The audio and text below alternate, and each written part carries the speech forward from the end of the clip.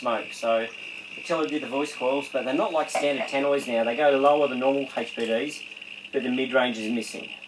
So I lived with it for a few years, and then I put the ATCs on. So I run the ATCs from 1K, where the crossover is for these, down to about 700 hertz. So I've just got it, I just literally tacked it on the back of the crossover from where the bass driver is, and I roll it off with about 32 muff of caps and 14 ohms of resistance, because I only want a little bit as a fill driver, not a whole lot, okay?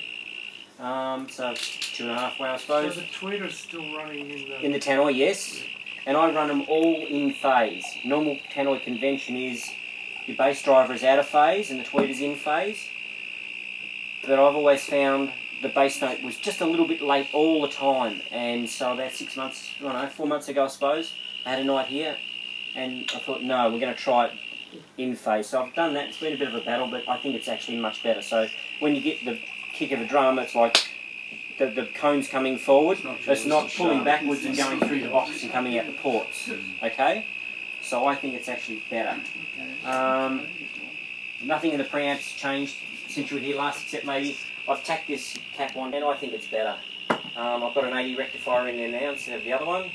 Nothing else has changed here, I don't think. No, I've got the Line Magnetic DAC now, which a lot of you might not have heard. Which is a Chinese thing. It's only $1,000. Does a very nice job though. 5 digital inputs in it. Very handy. Just my crappy PA amp down there, 300 watts a channel. But now we've got the Phono.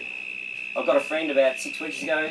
He's 84 and he wanted, when I was over there, he said, Red, you know, do you reckon I'd love to play my records again, you know? This was the guy that bought those speakers, you know? Bruce. So I said, oh, I've got a couple of turntables at home, we'll get something going for you, see what we can do. So I was down at the Hi-Fi Exchange about 3 years ago, I suppose, when Carl Trangino came in. Any of you boys know Carl?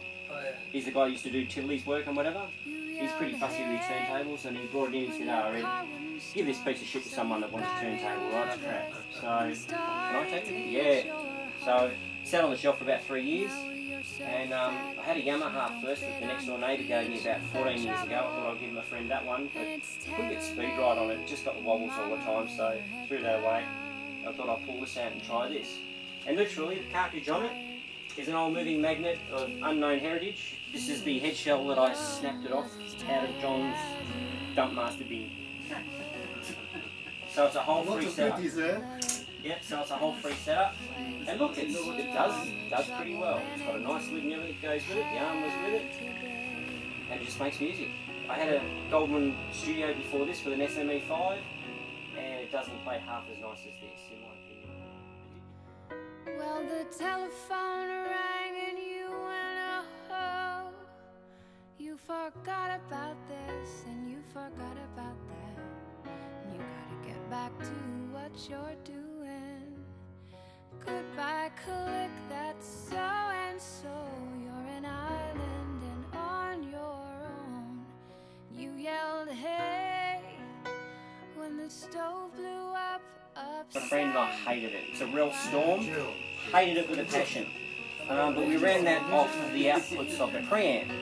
And I thought this time, after reading the manual on that, we'll also say to run it off the outputs of your amplifier into the high input here.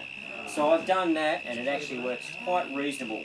I'm running it on the lowest setting, which I think is 41 Hertz, and you can see down here the gain is almost nothing. So when you put your hand over it with really big bass notes, you can only just feel it move, you know. Sure, you can crank it right up, but you don't get zero integration with that. So I've done that. It's on tonight. When you turn it off, you go, oh, there's not actually much missing, you know. So, but being in the middle